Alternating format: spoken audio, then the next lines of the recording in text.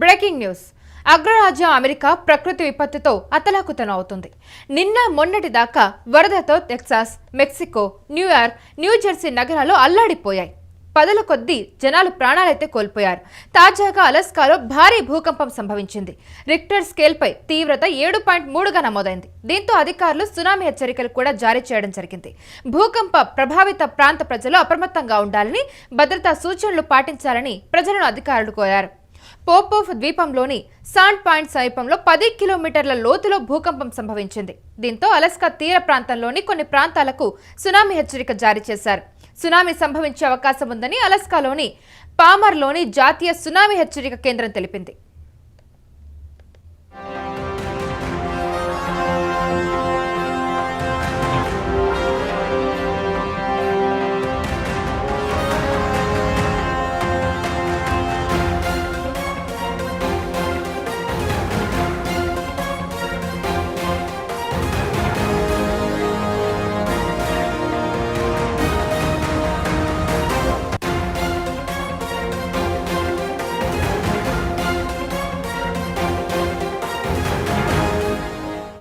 America కాలమానం ప్రకారం బుధవారం మధ్యాహ్నం 12:37 భూ ప్రకంపనలు వచ్చాయి.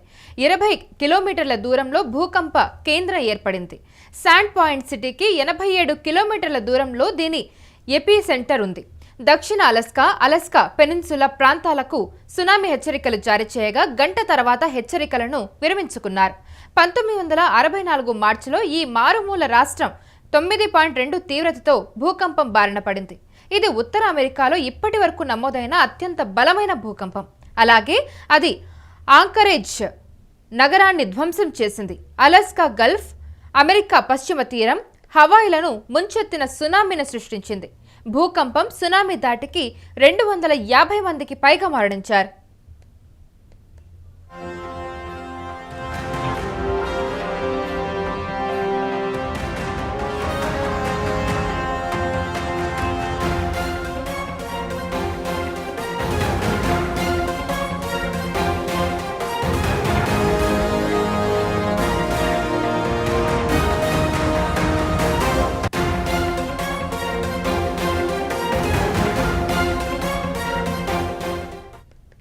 అగ్రరాజ్యం అమెరికా ప్రకృతి విపత్తులతో ఎప్పుడూ అతలాకుతలం అవుతూనే ఉంది. ఈ మధ్య కాలంలో నిన్న మొన్నటి దాకా వరదలతో టెక్సాస్, మెక్సికో, న్యూయార్క్, న్యూజెర్సీ నగరాలు అల్లాడిపోయాయి. అయితే పదుల కొద్దీ జనాలు కూడా ప్రాణాలు కోల్పోయారు. ఈ సందర్భంగా తాజాగా అలస్కాలో భారీ భూకంపం సంభవించింది. రిక్టర్ స్కేల్పై తీవ్రత 7.3గా నమోదైంది. దీంతో అధికారులు సునామీ హెచ్చరికలు జారీ చేశారు.